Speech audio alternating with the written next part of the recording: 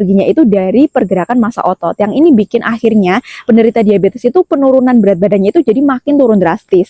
Jadi meskipun sudah makan banyak pun ya akhirnya sama aja kayak gitu kalau misalkan pankreasnya itu masih bermasalah.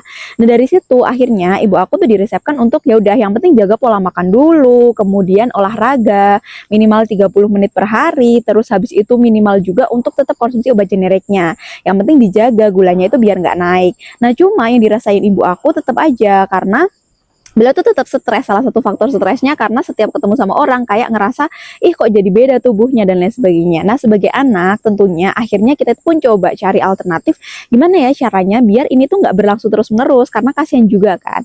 Nah dari situ akhirnya kita cari-cari rekomendasi. Nah pada waktu itu sudah nyoba yang namanya cuka apel, terus habis itu sudah nyoba rebusan daun sirih, rebusan daun jambu, pokoknya semua rebusan dicoba.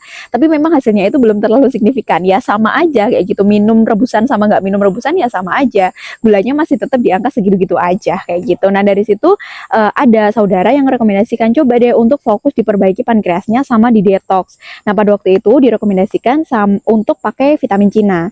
Nah awalnya ketika ibu aku tuh pakai 10 hari pertama yang dirasakan beliau ternyata oh badannya itu makin terasa enteng, jadi tidur makin nyenyak, kemudian di badan itu enak, terus habis itu nggak gampang kebangun-bangun lagi karena kakinya kram kebas kesemutan, akhirnya dilanjut konsumsi.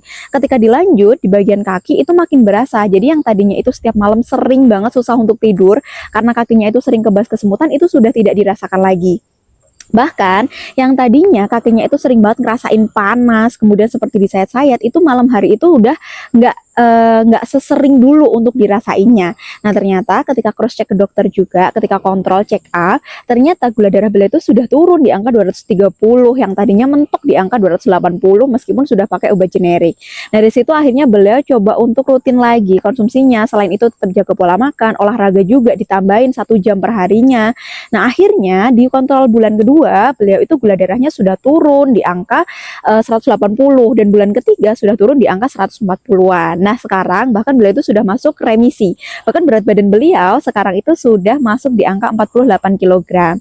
Jadi sudah mulai di normal lagi dan itu pun butuh waktu, butuh proses. Jadi naiknya itu tidak terlalu signifikan dan tentunya sekarang itu jauh lebih sehat dan remisi. Dan ketika mau makan pun pola makannya itu sudah tidak seketat dulu. Kalau misalkan dulu makan tepung benar-benar nggak boleh, gula nggak boleh, sekarang tuh udah masih boleh tapi benar-benar meskipun naik gulanya, tapi naiknya itu tidak di angka 200 ke atas. Jadi naiknya itu pun masih di angka 150, 160 seperti itu.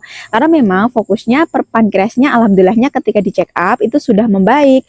Pankreasnya sudah normal. Jadi makanya ketika ada makanan yang masuk, semua nutrisinya pun juga terserap dengan sempurna.